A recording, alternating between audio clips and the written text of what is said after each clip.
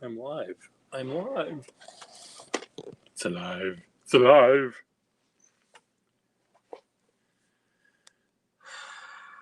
I know this lighting isn't very good, Mr. DeMille, but I'm just not ready to walk over to the studio yet.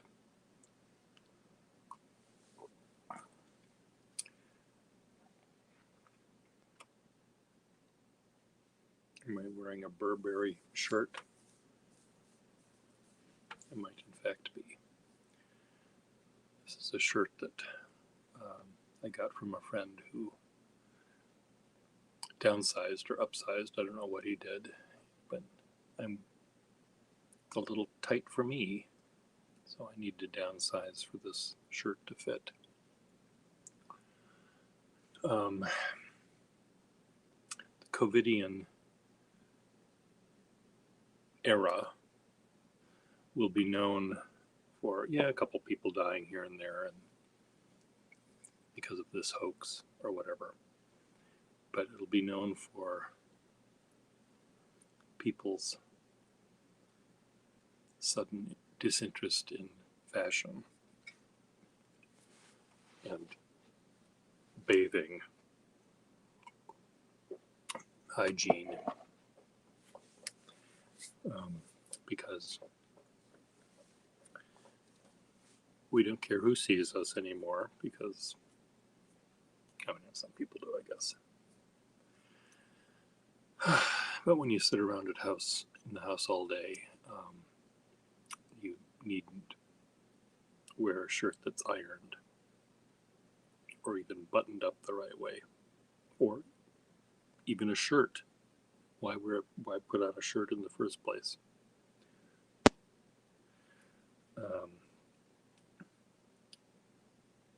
I'm having a deja vu experience, or I've already mentioned this on a live stream before.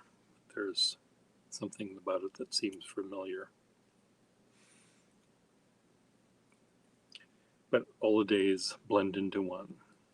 Well, this morning, I'm getting my coffee, and as soon as I do that, I'm going to do the first calligraphic job of addressing envelopes I've had in a year or more. So I'm hoping my little hands can remember how that works. When to do the swooshes and when to do the pressure and when to lift up and when to cross your T's and dot your I's. How to spell Massachusetts. How to make that ampersand. So the other day I listened to Tristan und Isolde, the love duet, which is understood by many people to be the most erotic music ever written. And just at the point where the climax would be on stage, it is interrupted by fate and the king, and Tristan and Isolde break apart and run off. And then there's Act 3, and then there's people dying, and typical opera. Well, there's a scene when Tristan in the love duet he's in love with Isolde because they drank a love potion.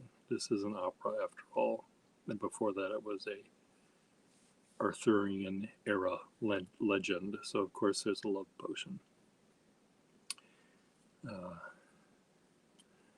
And Tristan is in love with his uncle's soon-to-be wife, and he knows he shouldn't be doing this, and Isolde knows she shouldn't be doing this, but they can't help it because they drank this love potion. And I forget why. Maybe it was the love potion that the king and Isolde were supposed to drink, but Isolde got thirsty. I don't remember the plot. The plot is, it's an opera, so there's complexities, and there's a lot of stuff to sing about. Well, anyway, the point is I'm trying to make, there's a scene when, in the love scene, in between their heavy petting, which in this opera production I saw involved walking slightly closer than 20 feet away on this huge abstract stage somewhere, some opera production somewhere. The Tristan and Isolde are sort of walking like this, but they occasionally hold a hand, and yet the music implies they're doing something very quite different than that. But Tristan, thinking that he's doing something very bad, he should kill himself. And Isolde says,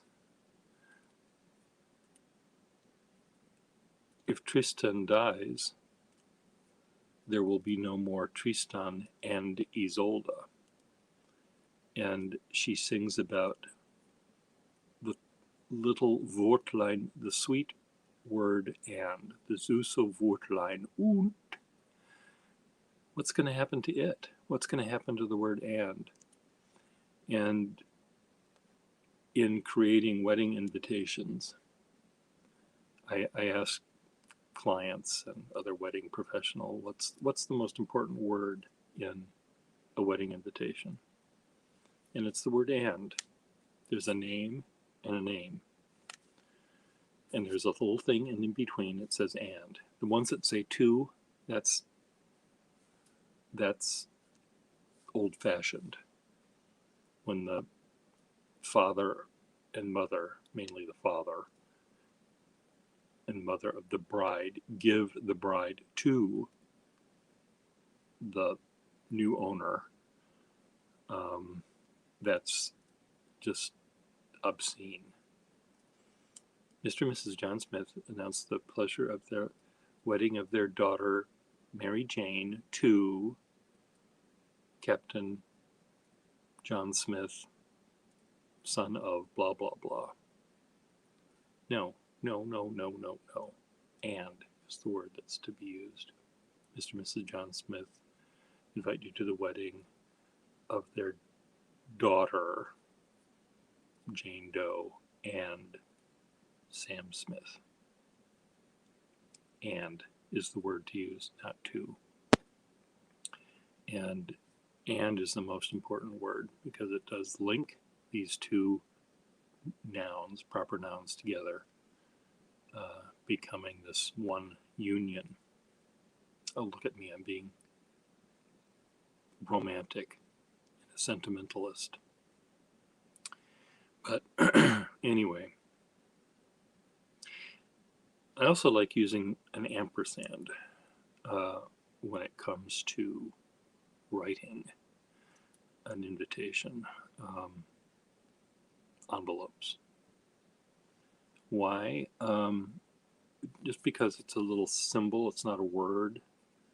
It's, the word and, yes, it's an important word. I just told you it was. But turning it into a glyph makes it even somehow more magical. It's not just a simple word, it's a symbol. And I like using it.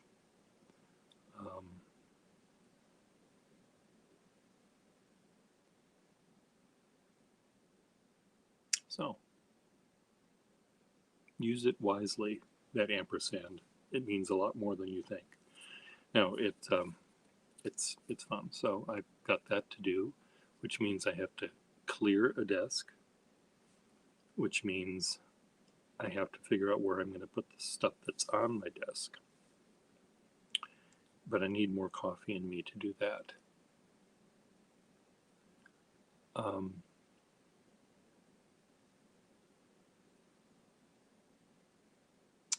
There's a lot of stuff happening in my little life. Not just getting back to work, but dealing with my brothers with respect to the house we grew up in and the estate we inherited, which includes that house. The house is the main part of the estate, and we all love the place and would love to be able to keep it, but I'm unable to offer much finance toward keeping it, and we will see what happens. Yes, I could sell this place and move back, but I don't want to do that. I could sell all my fountain pens and maybe make a little dent in the purchase of the house from my siblings, but I don't want to do that. So it's sort of up in the air right now. I'm also dealing with my career here, which is not just COVID doing a number on it. It's the fact that I think people that used to spend tens of thousands of dollars on weddings, even before COVID was happening, they decided, this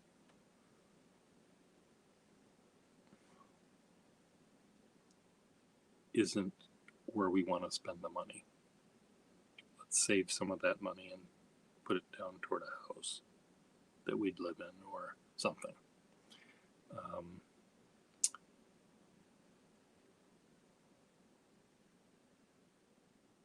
I don't know, it's just very weird.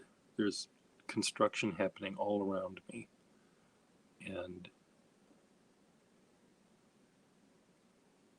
why do we need these buildings? Why is everything, are there that many more people being born, or are people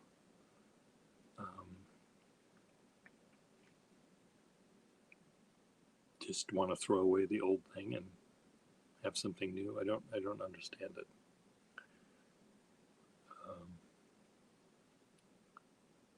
There's a lot of people buying real estate that aren't even planning on living in it. They're just buying it because they've got money, and somehow it's more advantageous for them to put it into buying a luxury condo in Somerville, Massachusetts, if you can imagine something like that existing. The word luxury might mean it has running water. The way you see the word luxury, there's not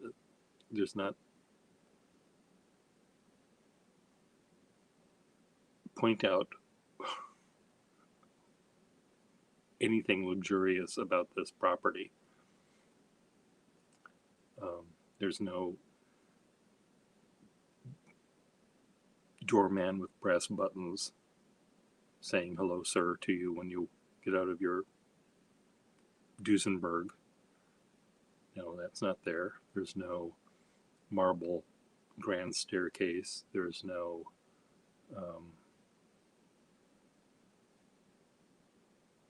panoramic view of the Central Park. There's none of that. It has running water and a kitchenette.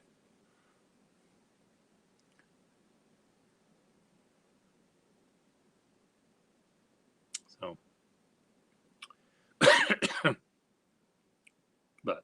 they're going for $1 million, so that the price makes them luxurious, I guess. I forgot about that. Of course, they're luxury. I'm getting a new dishwasher. My dishwasher makes plates wet, and then the food that it doesn't remove during the wet part, the wet time, it bakes on during the drying time. So that's something new, but it's not a new one. It's a one being torn out of a less than luxurious condo before they renovate it to make it a luxurious one. So I'm getting a sub-luxurious dishwasher to replace the one that we bought when we built this building, renovated this building. And when we renovated this building 35 years ago, when we had the choice between brand A and brand X, we always chose the cheaper thing, the cheapest door, the cheapest stove, the cheapest dishwasher, because we were all poor artists then, and we're poor artists now in many cases. So consequently, the 30 years of wear and tear, or just 30 years of existence, these things are falling apart. And the companies that made these things are no longer in business. They may have been out of business a year after we bought the damn things, for all we know. Part of it was our stinginess, or our penurious, or we weren't stingy, we weren't cheap. We just didn't have the money. We bought what we could afford. And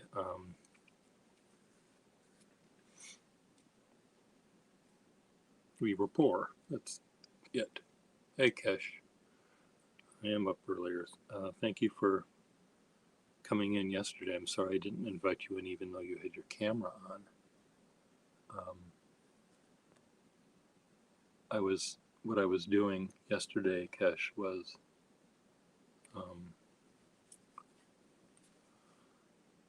trying to record what I thought would be a very quick 20-minute video with another sketcher, and we would both be drawing the same thing, and I was trying to present this video to the board of my building, the Artist Association board, to try to say that StreamYard is something that we could use to make videos that would be instructive or entertaining and increase the brand recognition of Brick Bottom for doing that. And as usual, Russell and I started talking about other things, and we started drawing more detailed, and it became a little bit longer. The 20 minutes turned into 2-hour-long videos. So I'll try to do another short one.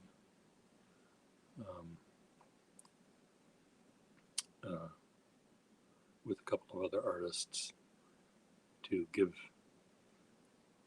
the board something to see.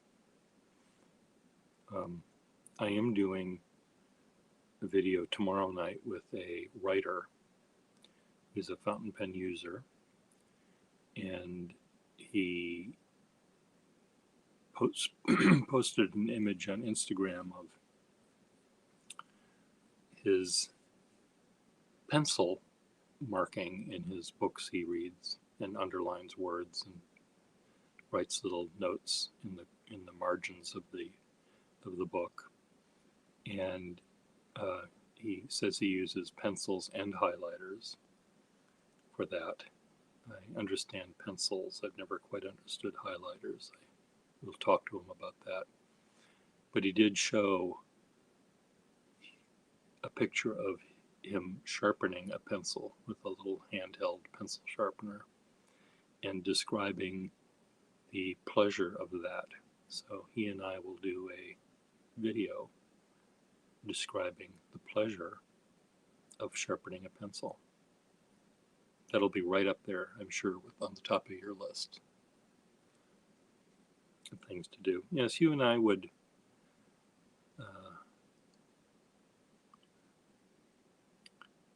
wake up together, but I think we go to bed at very different times.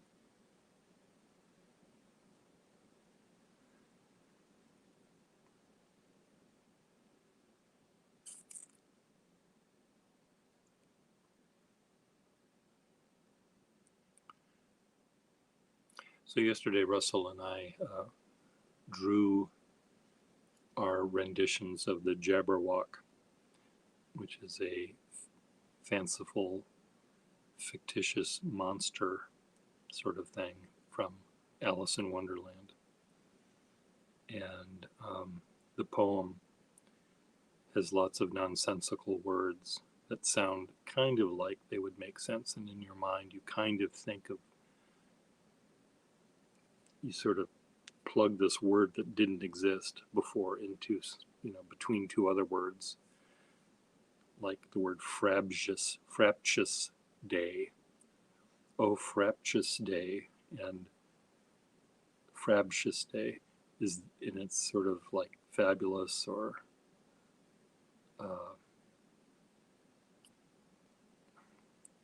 joyous. You sort of squeeze it in between those two. And the monster is described in these terms. But the only thing we know for sure is the monster has teeth that are presumably sharp and claws that are presumably sharp, and it has fiery eyes. That's all we know. We don't know if it's we presume it's a vertebrate.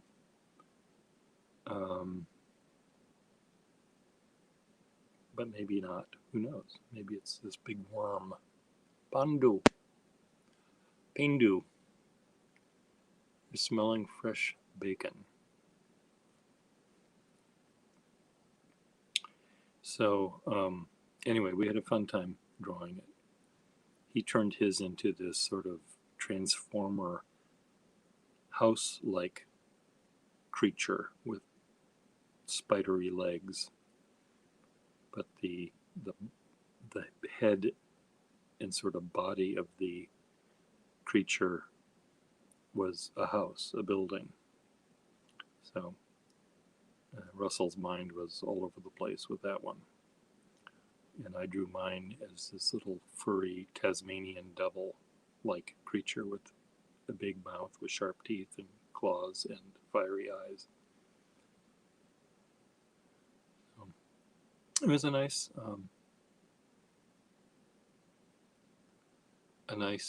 thing. And Kesh, I know that you will plug your ears and go crazy, but Russell and there's a woman named Sally. I'll send you a link to her drawings. She's a philosopher, doctorate student in California, who Russell and I were drawing one of the philosophical problems she was giving to her students, and which is this very complicated thought experiment and dealing with logic and stuff. And it was, she worded it in a way, changed the characters in this problem into quail. The original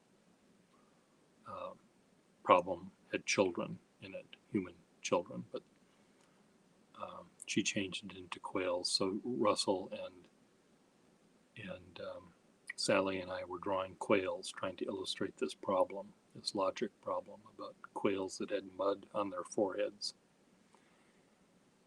And I said to Russell and to Sally, or I texted them saying, we have to do this problem next, the buffalo, buffalo, buffalo, buffalo, buffalo, buffalo, buffalo problem. And Sally got right into that right away. She did some drawings of buffalo, buffaloing, buffalo, buffalo. And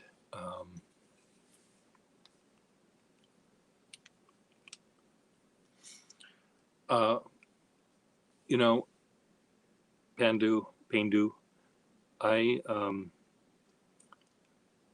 not only am I gullible and I believe anything that anyone ever tells me, but I also enjoy sometimes the personas that people make up are much more interesting than those people could ever be in their actual life.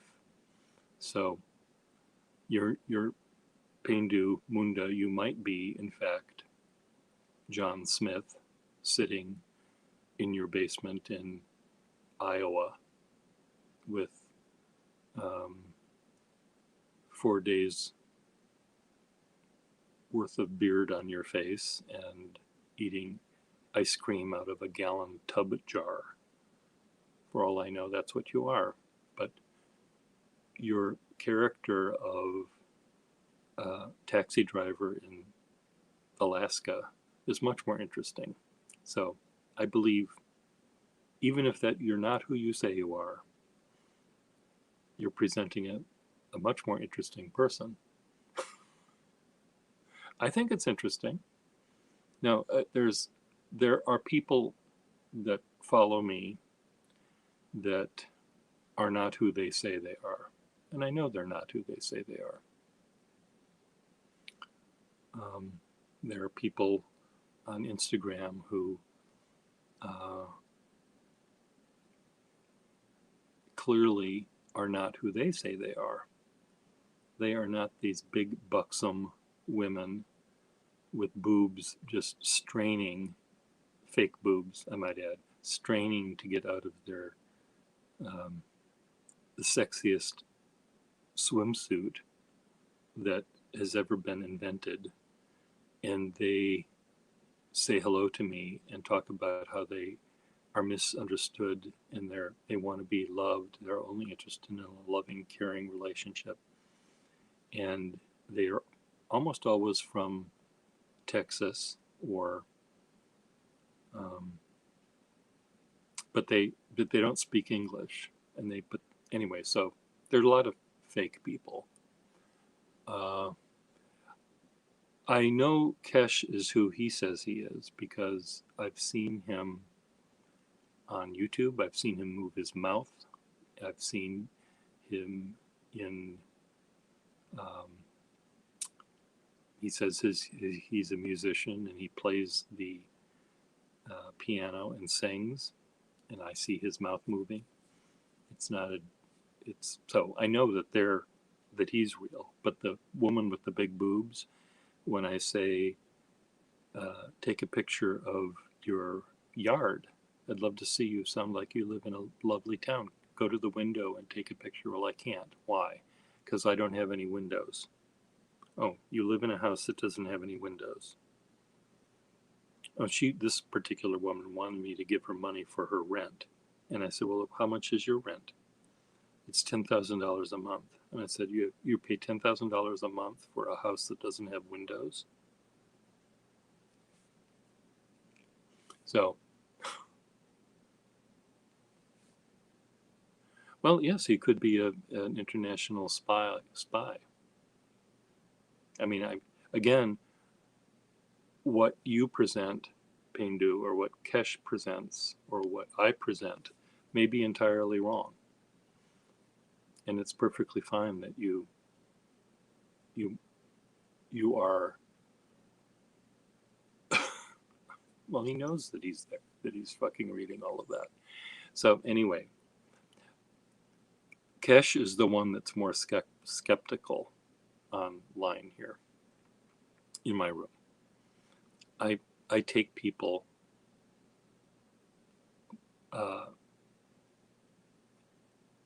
as what they are, and if they're as what they say they are, I should say. I take people's words for it, and in my mind, if you were Paindu, if you were really a let's give you two choices. Let's pretend you're Pakistani in Alaska, driving a taxi, or you're pretending to be a Pakistani taxi driver living in Alaska. I'm just gonna believe the story you're telling me because it's interesting.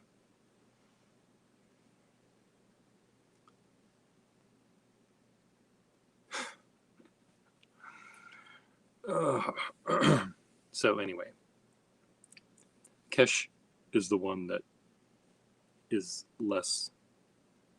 And I just want to say again, Paindu, I have had very disastrous consequences of dealing with people here on the interweb, and sometimes warning bells go off and sometimes they don't. So and Kesh knows this, so Kesh is just trying to is concerned with my well-being, I guess. Yes, I cut my hair off. I was tired of having it in my way. I need more coffee.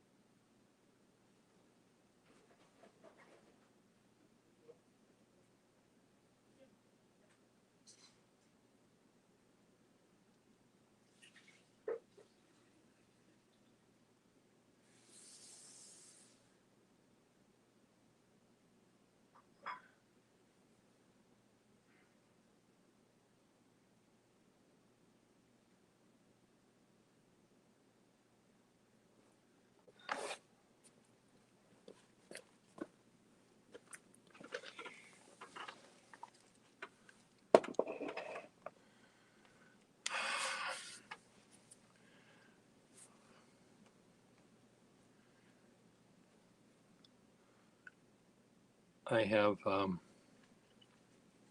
pants on now. Hello, Friedrich.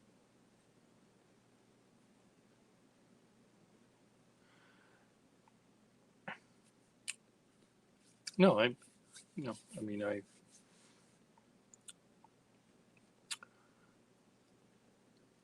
thank you for your concern.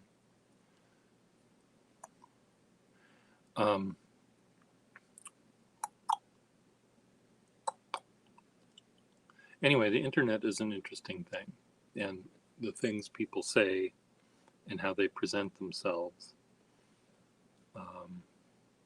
is it's just a very interesting thing where you can create and live a fantasy with people interacting through this medium, knowing full well that you're probably never going to meet in person. So it's fun to pretend to be someone you're not. I'm not saying you're doing this, Paindu. I just think it's quite quite charming. It's a fun little pastime, and it allows people to be creative. it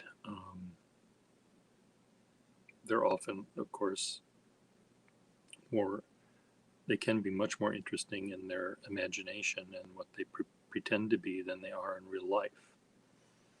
So if you're able to, if one is able to spread one's wings and invent a persona and put it out there, that's great.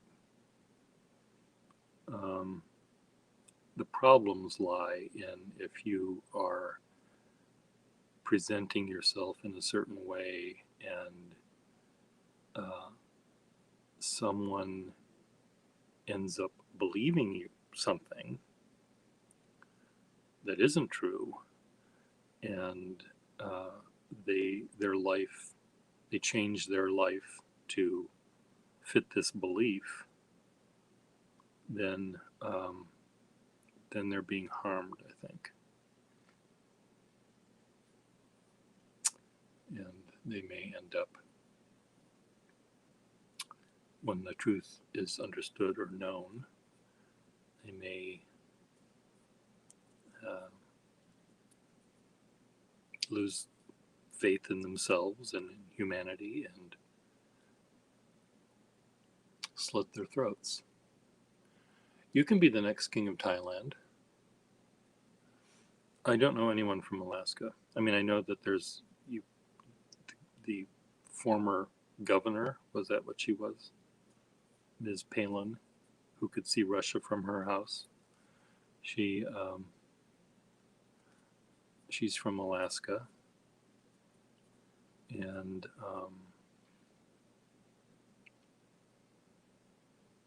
I've had a friend that lived there and worked there for a while, but I really don't know any Alaskans.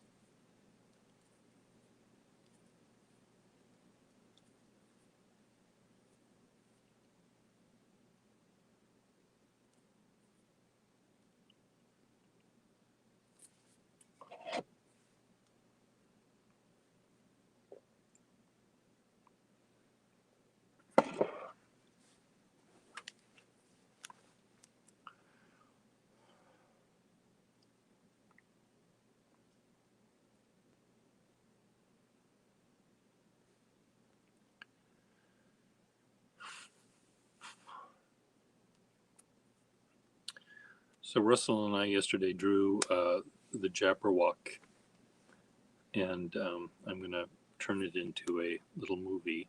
I tried to turn it into a little movie, but I ended up screwing it up.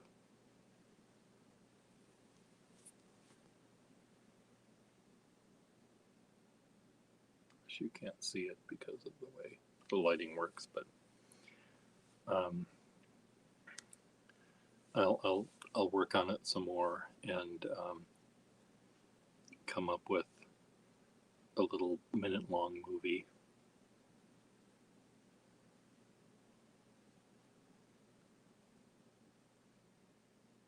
I was using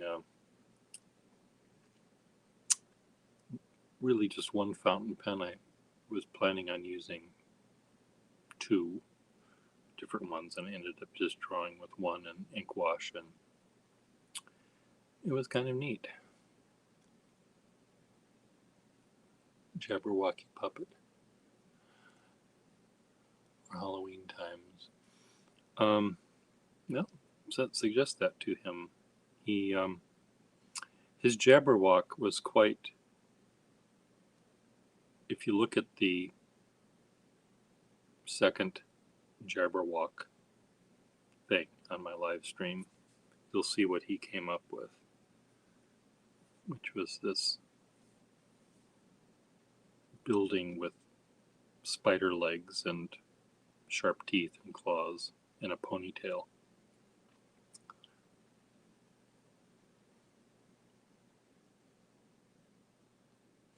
Another friend that I've known for a long time, 40 years, he I thought he was going to come on and play the piano as we were drawing, but he didn't.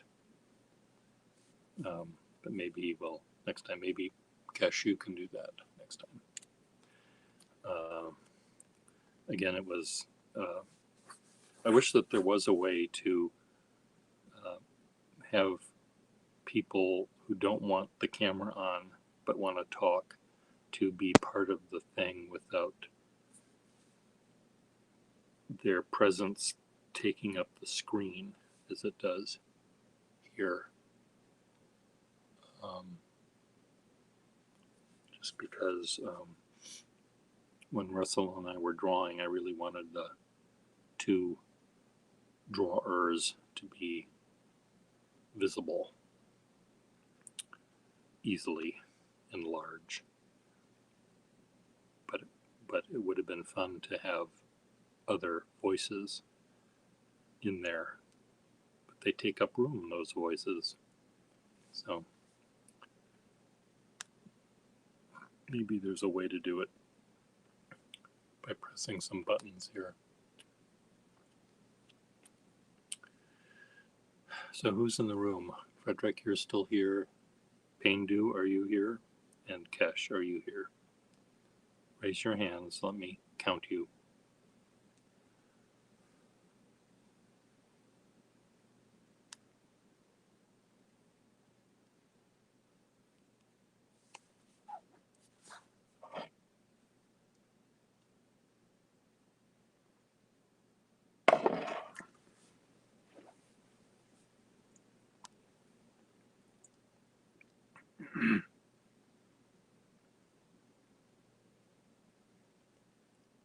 Well, Frederick's here.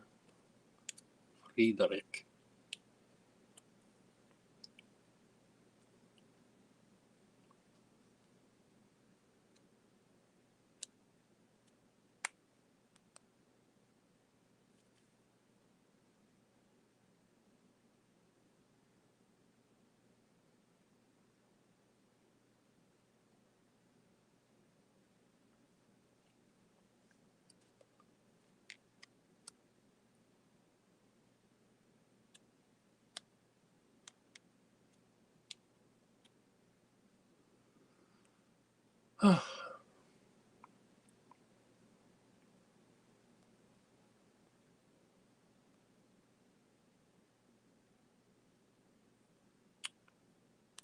Who else is here?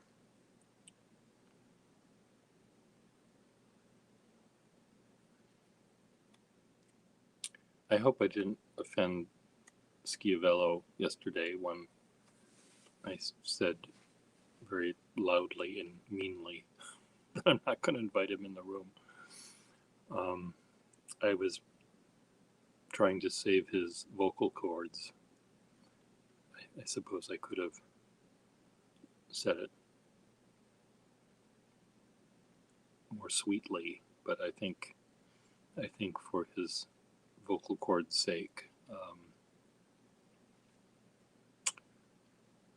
and his sake, I have to play the bad cop, tough love, because when he did come on the other day, he talked a lot, which is lovely to hear, but if it's causing him pain, I don't want that to happen.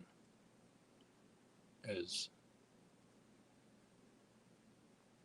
you don't want it to happen either, Fredericks, but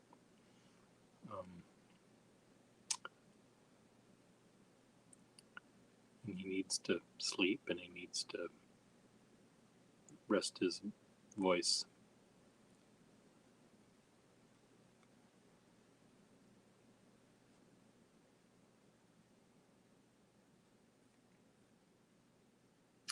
This is like the worst light that could ever happen because I'm looking at a light bulb, two light bulbs, the light bulb of the iPad screen and the light bulb of that light bulb. So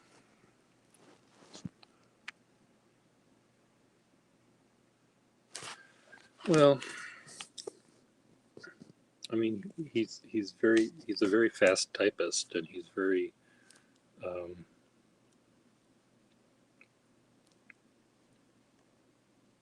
aware of what's going on and connects with people. But can he do it without talking?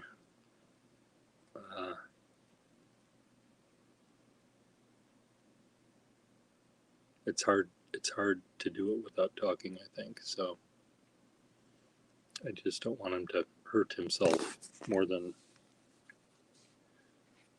he does. So anyway, I meant to send him a text and I didn't. But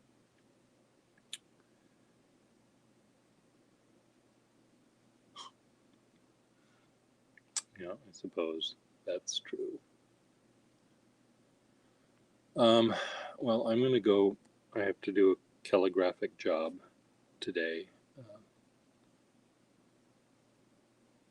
Many envelopes.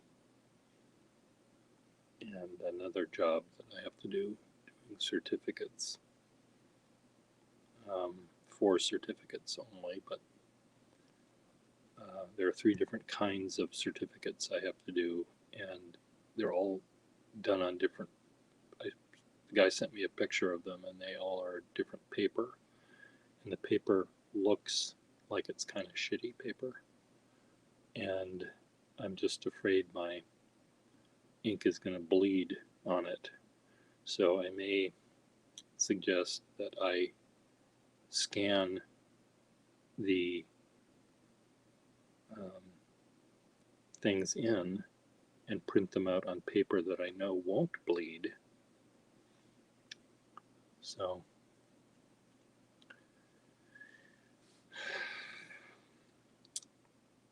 but it's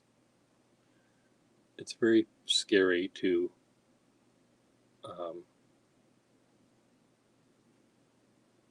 accept a job and not know what the paper is going to be like. And I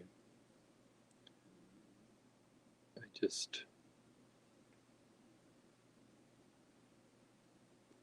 don't know.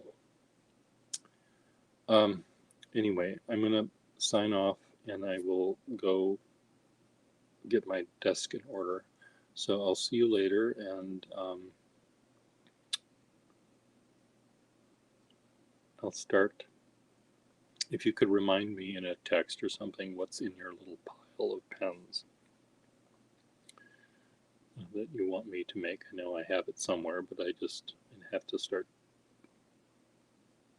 making sure it's where I want it to be.